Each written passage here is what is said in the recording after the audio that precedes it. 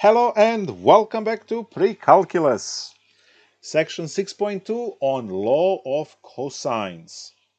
So law of cosines is another way to solve a triangle. We did law of sines last time. And just like as law of sines, this is you can use this for any triangle.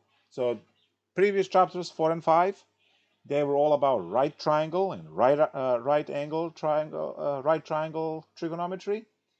Now, law of sines and law of cosines can be used in any situation, meaning you don't have to have a right triangle. So I'm just going to, for the reference, write law of sines.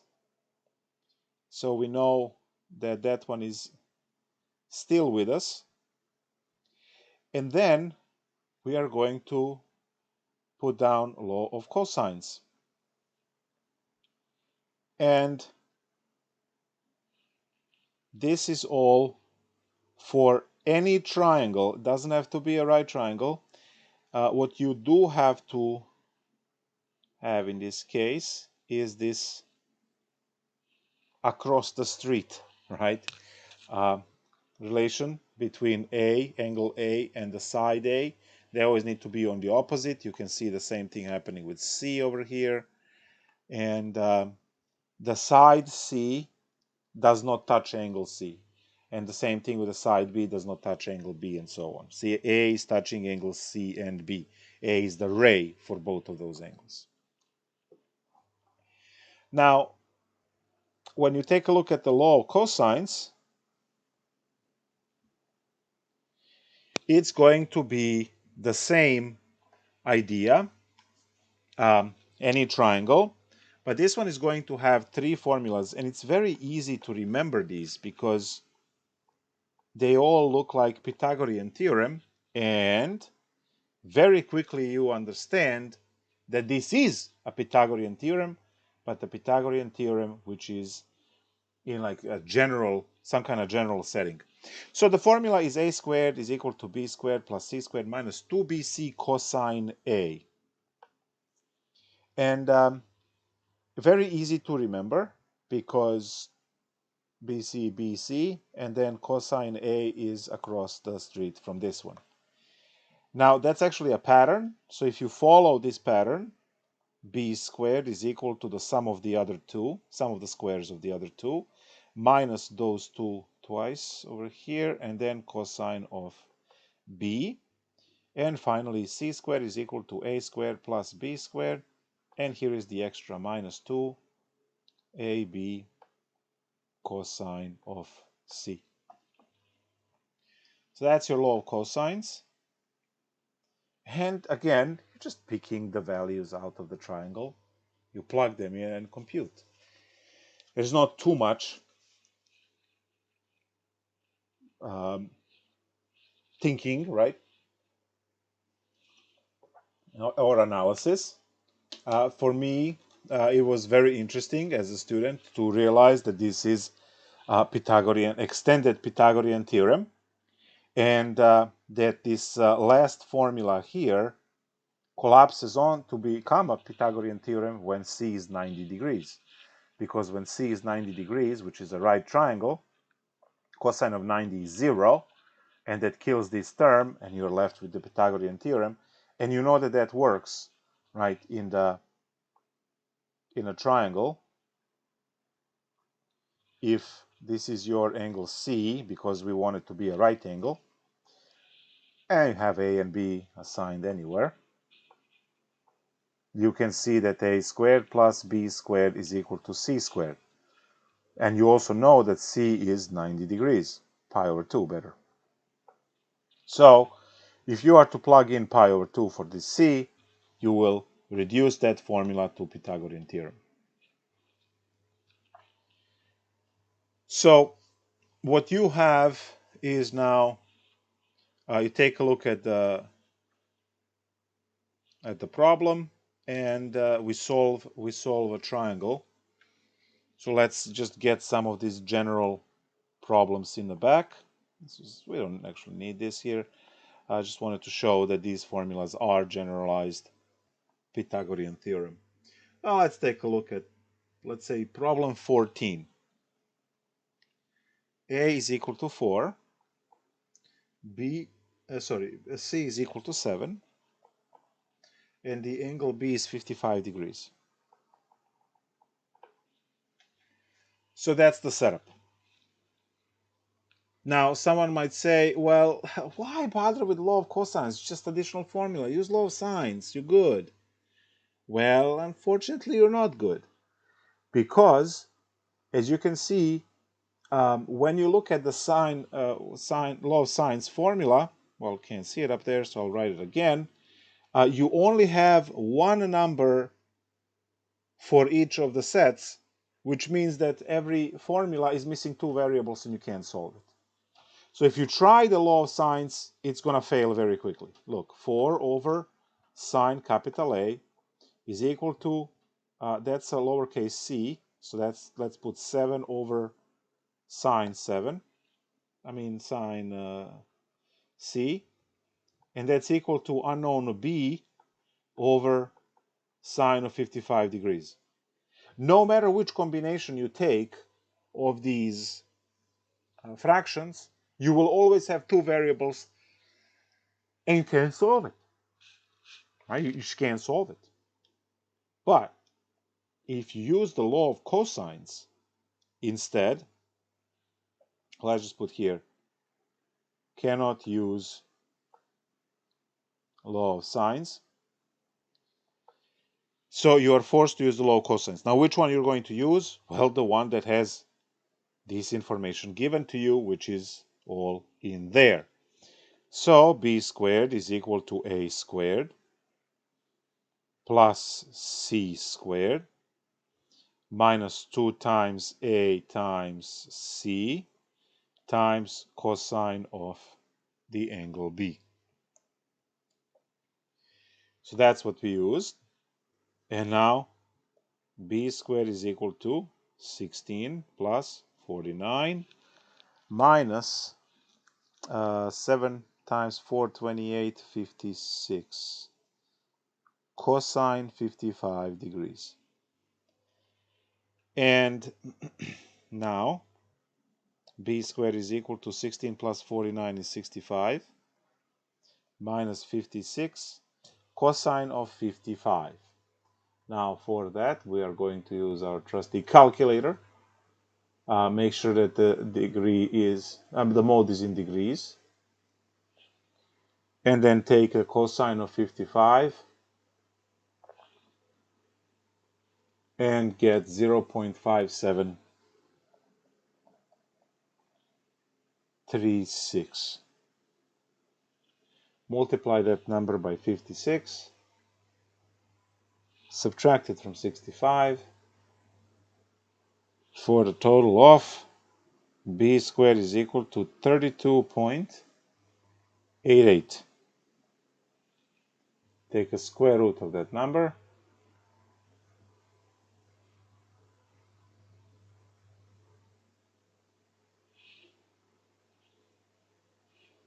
Okay, take a square root of 32.88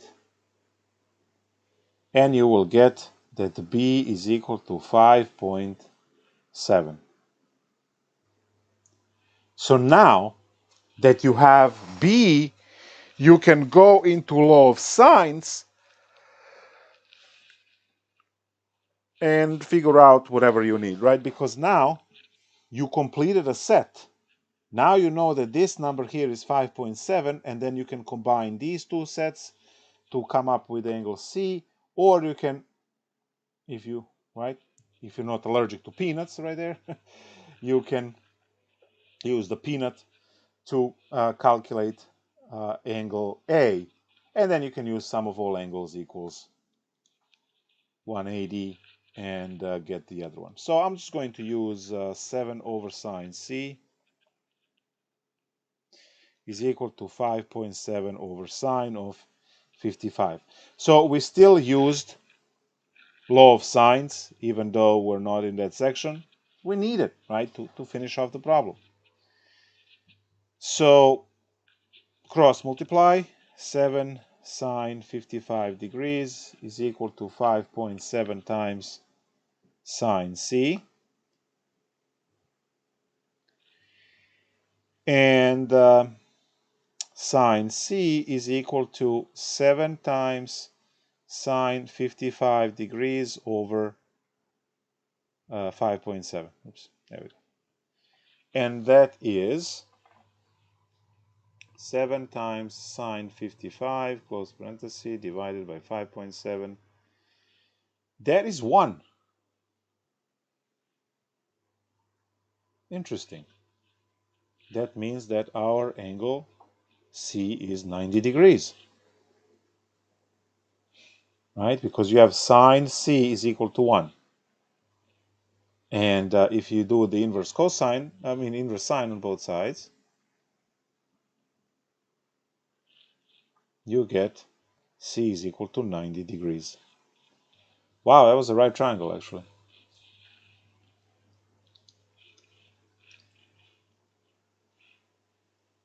Sum of all angles is 180. We have angles B and C. So A plus B plus C equals to 180. So A must be 35 degrees. And we solve the triangle because we have all six values that we need, 3 sides and 3 angles. So angle A, angle C, side B, those are the 3 that we had to find, and the other 3 were given to us. So we have all 6 of them.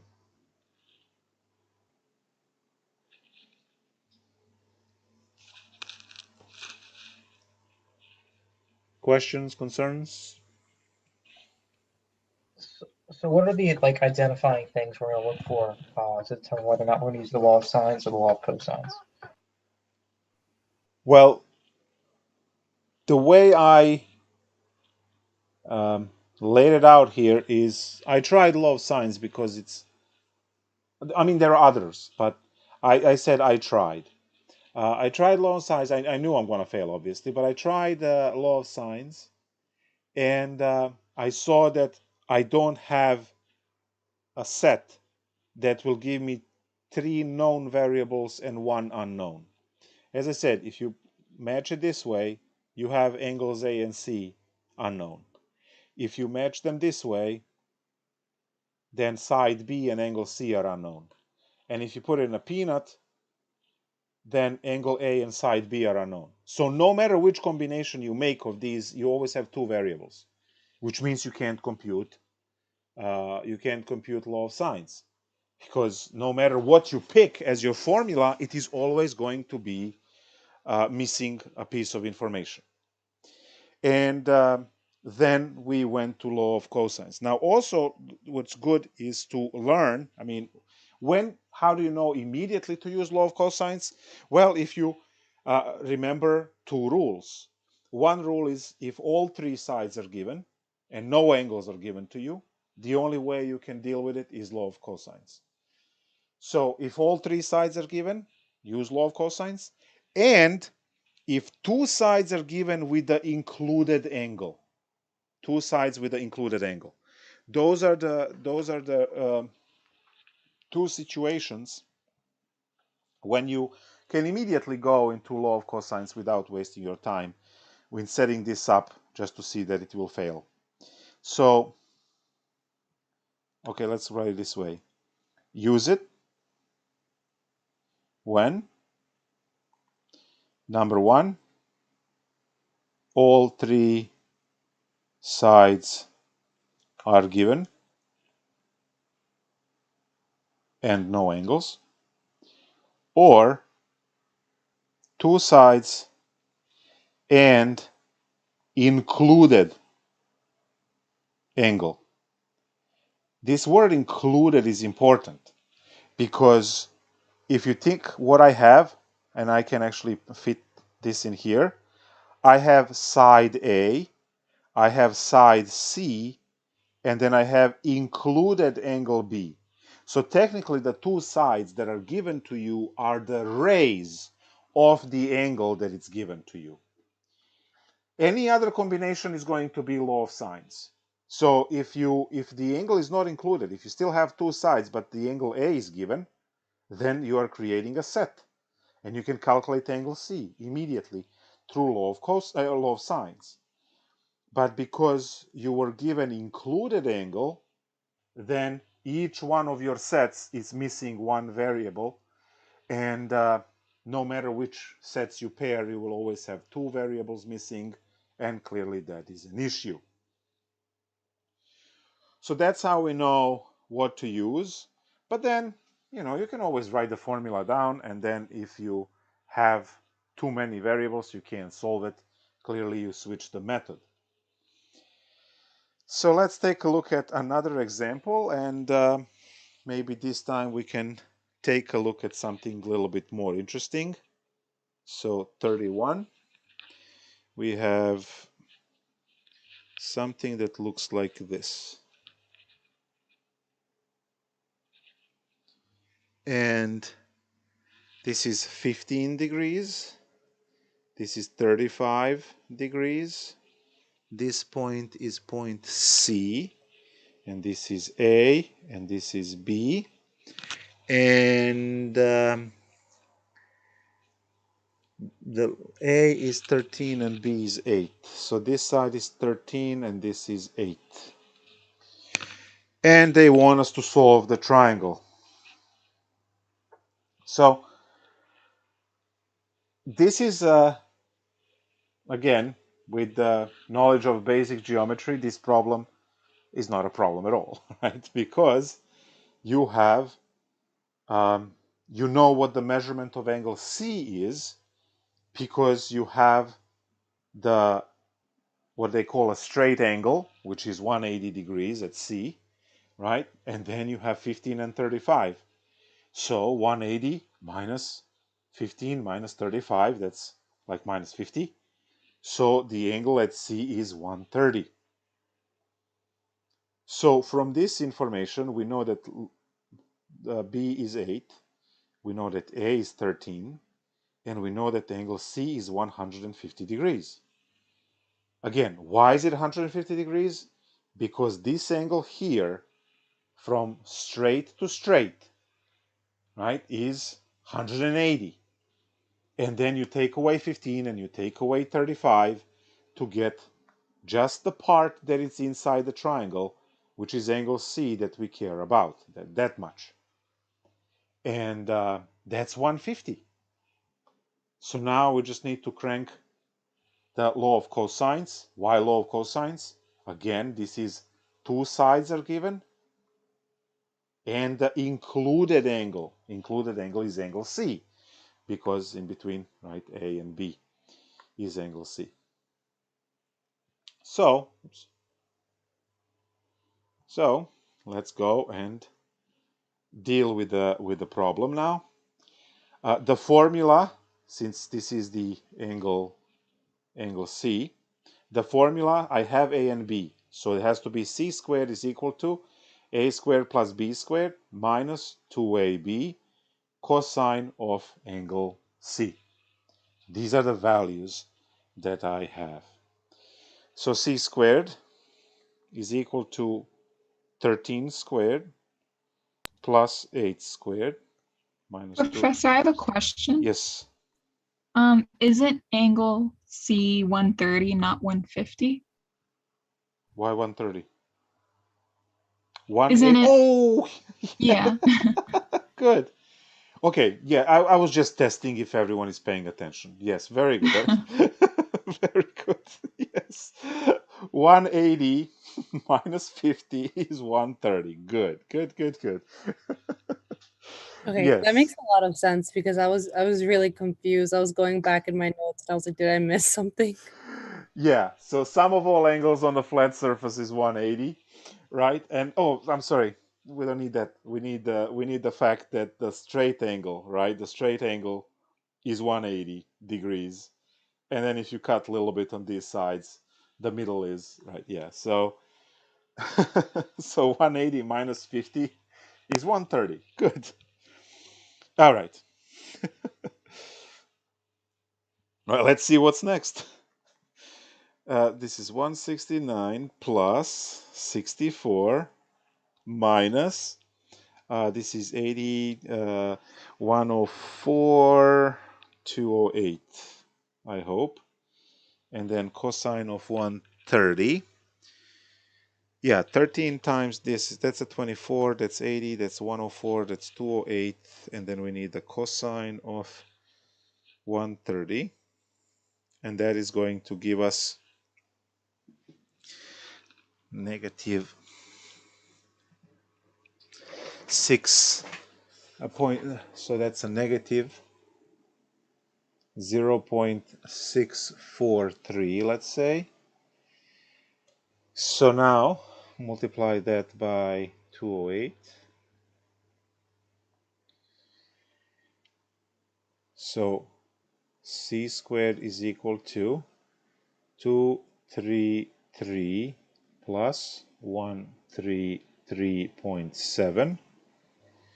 And c squared is going to be, well, actually just c is equal to the square root of 366.7. I hope. Please make sure you are following on the calculator these calculations so you can catch me again. 0.7, and that's going to be 19.1. And I have the side C. So far, I have that A, oops, not that A is 13, B is, so A is 13, B is 8, C is 19.1. I don't have angle at A, I don't have angle at B, but I do have angle at C at 130. So now we have to use law of cosines to figure out the missing angle. And you can pick A or B, but you have to do it in combination with C because C is the one that has both available to you. So A is 13 over sine of A is equal to C is 19.1 divided by sine of 130 degrees. Cross multiply, that's 13 sine of 130 degrees is equal to 19.1 sine A, from where sine A is 13 sine 130 degrees divided by 19.1. That's our next thing for the calculator. So 13 sine 130, everything divided by 19.1. Good. We have a value between 0 and 1. I mean negative 1 and 1. If this number ever goes over 1, you know that your calculation is not good and you have to go and redo everything. So A is inverse sine of 0.521. So inverse sine of 0.521, and that's 31.4 degrees. Remember, 1 decimal more than what is given in a problem. So 31.4 degrees. And finally, B is 180 minus 31.4 minus 130 degrees. So that's 50 minus this, that's 50, that's 18.6. So B should be about 18.6 degrees.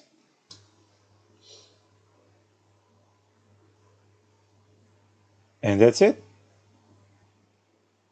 We have all of them. We have all three sides. We just discovered that A was 31.4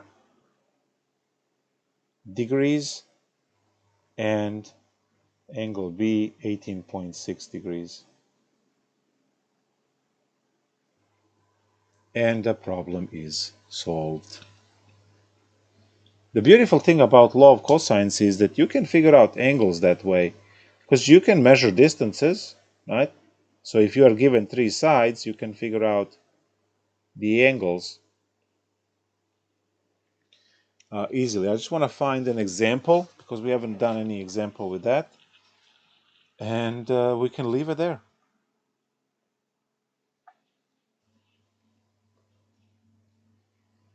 So,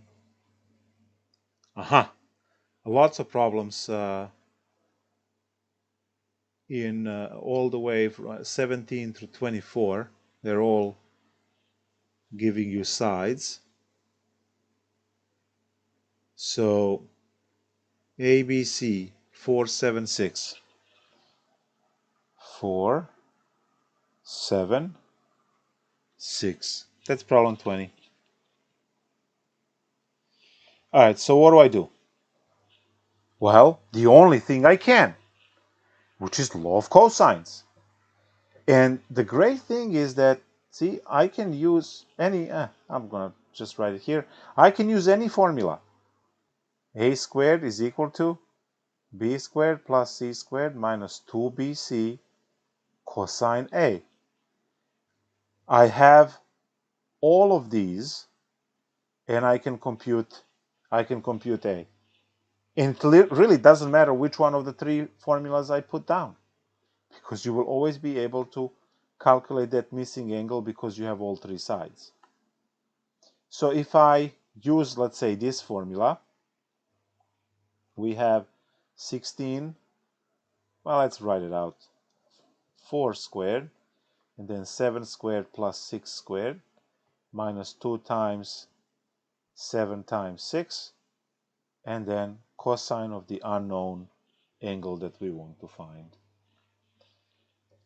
Now you have to actually match the formula, right? You can't put any of the three angles here. It has to be exactly A, because A and A, they must match every time in these formulas.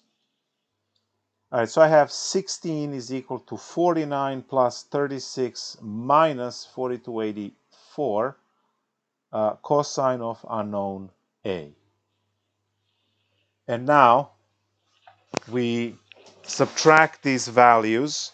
So 16 minus 49 minus 36. And when we have that number, we are going to then divide. So this works out to be negative 69 is equal to negative 84 cosine A. And now when you divide, you see that the cosine A is going to be positive 69 over 84. And 84 is bigger than 69, which means that this number is smaller than 1, which means we are on a good track. So A is going to be inverse cosine of 69 over 84, and that's approximately going to be what? Let's see. So I have inverse cosine of 69 divided by 84, 34.8 degrees. 34.8 degrees. So that is the way to come up with the angle, right?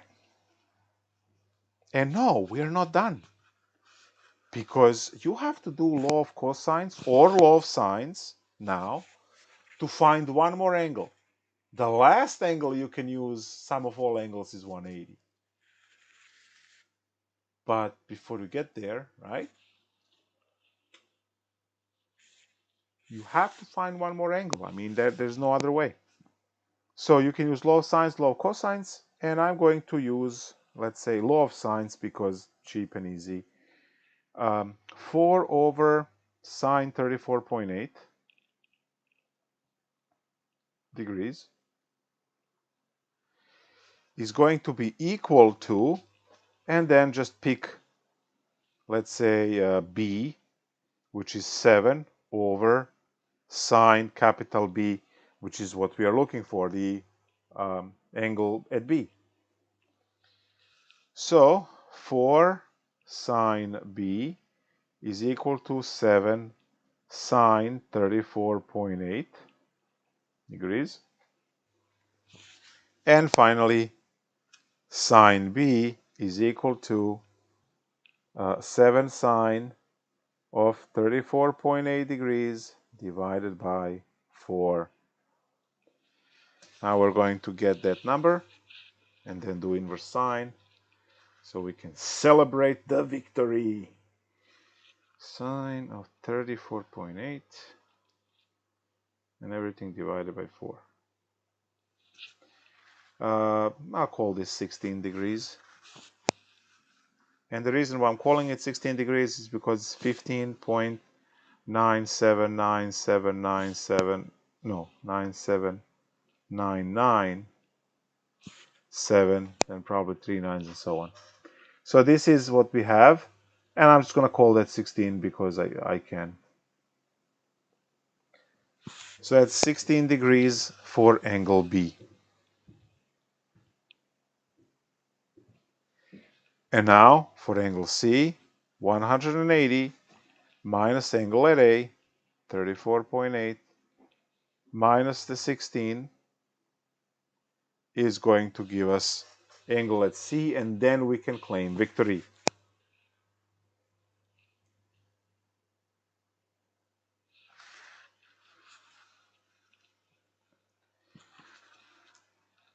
Okay, just typing this all in the calculator because I'm extra lazy today. 129.2 degrees. And there you have it. All 3 angles and 3 sides were given to you. So no matter which type of problem you get, right, you should be able to get through it this way. All right, so now let's take a look. Actually, is this, let's see the word problems. Maybe we can find the word problem with bearings. That will be a good word problem to consider. Because generally these law of sine, law of cosines, right, we use for navigation and stuff like that.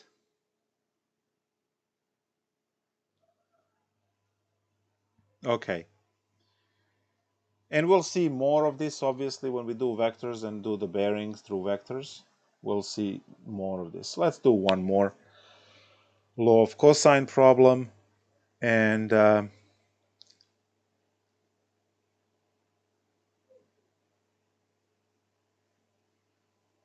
let's see. So the picture, it's the word problem. And they give you all of the bearings and everything.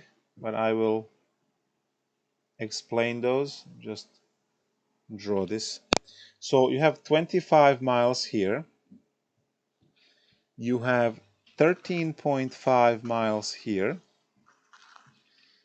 You have the bearing angle, we'll talk about that, 40 degrees. And the way they put A, B, and C on the problem. So the captain turns the boat and allows bearing of south 40 west. South 40 west. Okay. That's the north. That's the south. That's the east. That's the west. That's where the ship is. South 40 west. Boom. 40. Right? You can see that, and that's why there is a 40 in there. Well, given that the angle B, the way they set this up, is 90 degrees, then we know that the inside over here is how much? Can anyone tell me this angle? 50. 50, very good. 50 degrees. So you can also see it over here because they have to add to 90.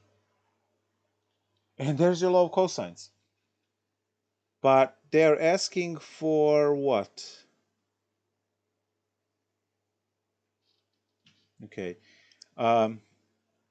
They're asking for the bearing, and the ship is going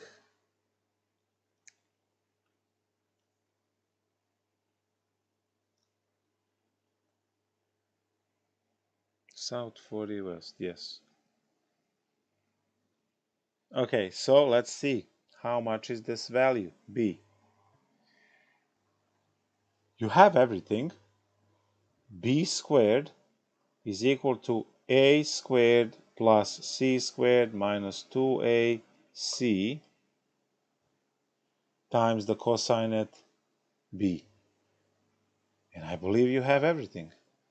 A is 13.5 squared plus C, that's 25 squared, minus 2 times 13.5 times 25, and then cosine of the angle B. So B squared is, and now we need to compute all of this mess. So 13.5 squared is 182.25 plus, there is a really neat trick to square numbers that have 5 at the end. So we can do it over here on the side. Your 25 squared is 25, it's 2 times 3 and 5 times 5. So that's 6 and then 2, 5. It's a weird thing, but I can explain later. It's a trick that I really don't know why it works, but it works. I should look into it. 2 times 13.5 is 27, and then we have 27 times 25, and that's going to give us 675, and then cosine B. Oh wait, I did not use my side B. What's the side? No, the side, that's what I'm looking for. B is 40. I know B. B is 40 degrees. No, 50 degrees. Sorry, 50 degrees. You told me that. It's 50 degrees. We know that. Because now we can just calculate B and take a look at the...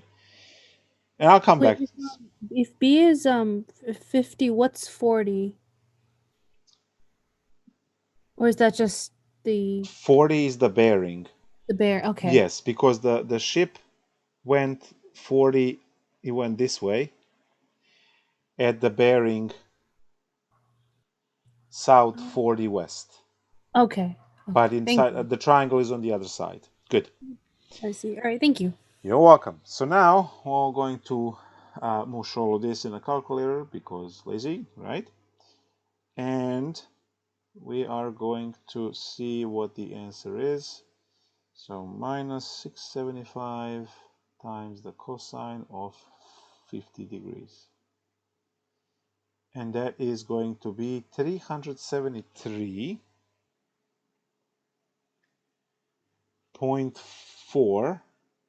And now we have to take a square root of that number to get B. And B is 19.3 miles. Okay, not potatoes, miles. It's when you don't write your answer right with units, I just assume potatoes. So there you go. B equals 19.3 miles. And that's this length over here. Now we can also figure out the bearing. because all I need to do is to put this coordinate system here and figure out how much this angle is. And I can do that because when I complete this triangle like this, since I know B is 50, then this angle on the bottom must be 40, because I have the 90 degrees on top. 40 plus 50 plus 90 is 180. But if that one is 40, then this one is 50 degrees here, which means that the bearing for this must be south 50,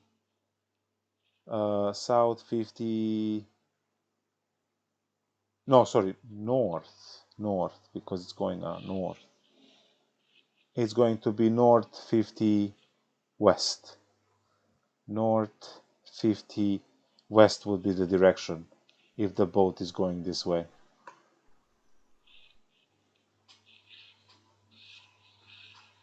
So I hope you will, take a look at these things, and please don't forget that bearings are measured from the y-axis, which is why you might be confused if you missed that lecture for whatever reason.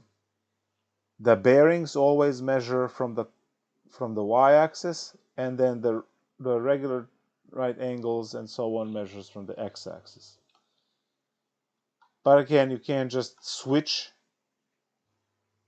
because pilots and ship captains and so on, they read bearings in this way, so we should not be switching that now, creating traffic issues.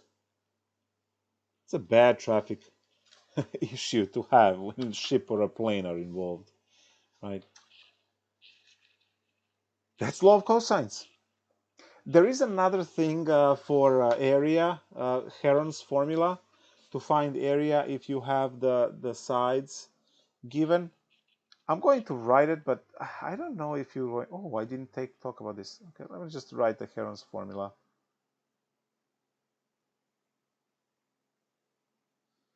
For area. And the formula says that area of a triangle is equal to the square root of s minus a times s minus b times s minus c. And s is equal to, it's a average of all sides. So a plus b plus c divided by, oh, it's not the average, so it's a half perimeter, not the average, half perimeter. So now if you're given three sides, you can calculate the area of the triangle without having the height of the triangle for that 1/2 b, 1/2, what was the...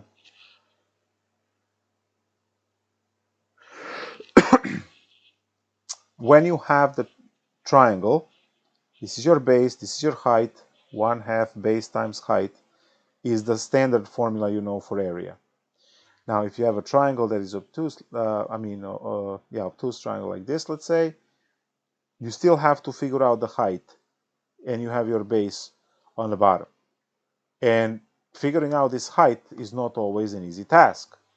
But if you have all of the sides given as numbers, you can use Heron's formula to quickly come up with the area of the triangle. It's a really cool thing.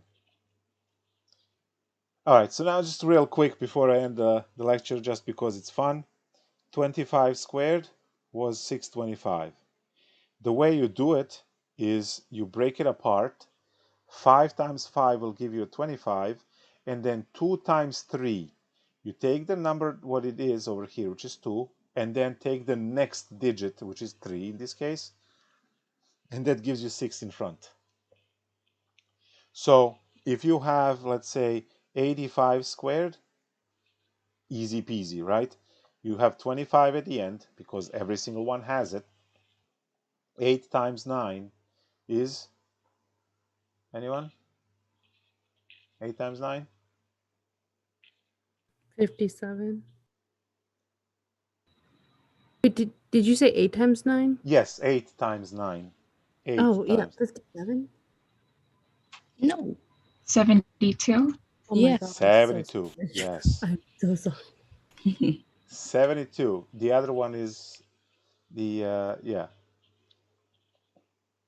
So, there you go. 7,225. 485 squared. So, all you need to do is to copy the first digit and then increase, take the next one, and they go together. So, this one would be 2 times 3. 45 squared would be again 25 at the end, and you have 4 times 5, that's 20, so 2025. It's very easy to square these numbers. All right, cool. That's the way to, or you use a calculator if you don't care about this, it's fine. All right, so see you next time.